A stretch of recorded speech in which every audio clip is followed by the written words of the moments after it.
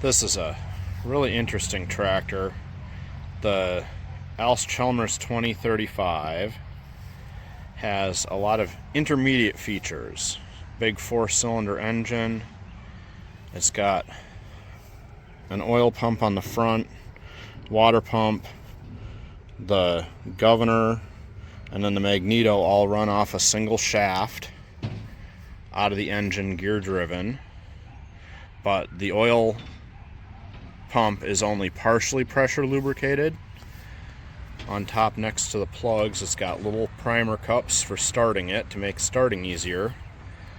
And you can see pipes going up through the hood to all the oil cups, because despite the fact that it's got pressure lubrication, it has oil cups for the rocker arms.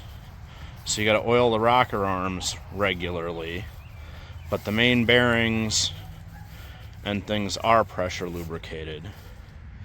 There's a big sump line on the side of the outside of the engine, so pressure lubrication went through this big sump line over to that pump, and it's got these two lines here that connect up through the firewall to a mechanical oil pressure gauge that floats.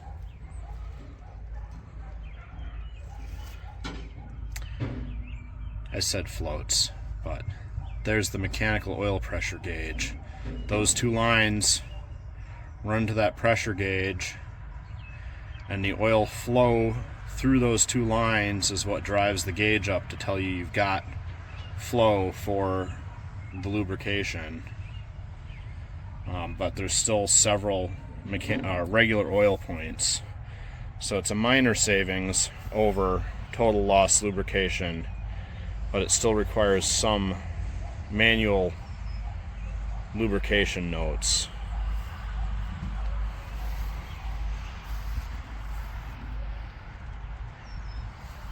This one is really nicely done. They got all this fresh pinstriping on it.